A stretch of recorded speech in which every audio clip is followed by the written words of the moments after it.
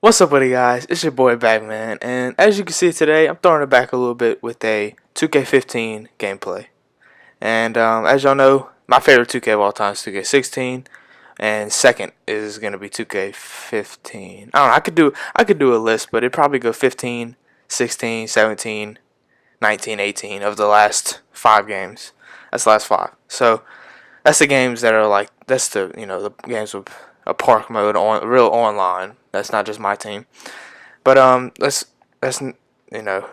besides the fact, the point of today's video is why archetypes need to go in 2K20.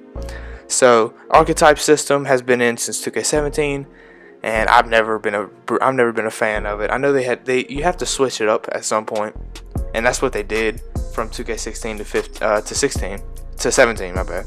From 2K16 to 17, they went from inside-outside balance to archetypes, and 18 and 19 was really the first year that they did the same thing back-to-back years, because 15 there was no archetypes at all. There was no different in the player builds, just the height and wingspan and weight. 16 had inside-outside balance. 17 had a single archetype, which wasn't that bad. A lot of players could still do most things in the game. That wasn't just an archetype, but I don't know. I was never the biggest fan of it. And then of course 18, 19 have double archetypes, which is the stupidest thing I've ever thought you could ever think of. But let's move on. I have 4 things in a list that are reasons why archetypes need to go. Let's get started. So in 2K20, if there are no archetypes in 2K20, 2K20 will be a much more complete game than we've had in the past 3 years really. And that's because there's so much differential between so much differences in so many different players, and it's like there's never really one good lineup. You can't really figure out what's good, and if you have one player, you can really only do 2 things. You're very limited as a player, and it's just the more people, the more players you make, I mean, the more money you have to end up spending if you're a hardcore player. And I'm not, but the more money you'll spend, and that's not how it should go. The game would be more complete, and the game would be more whole without archetypes, if they go back to the 2K16 system.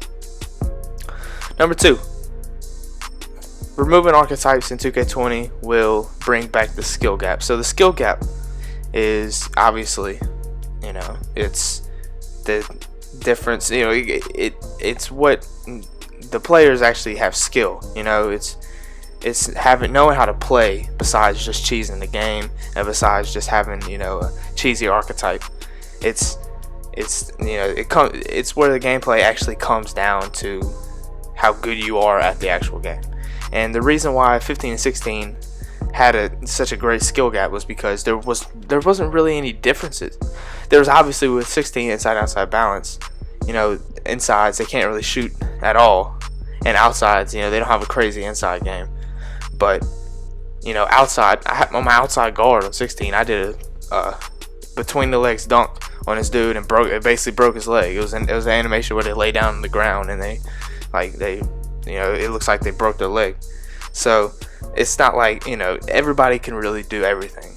So because everybody can do everything, it actually comes down to how good you are at the game, and that's what makes the game fun.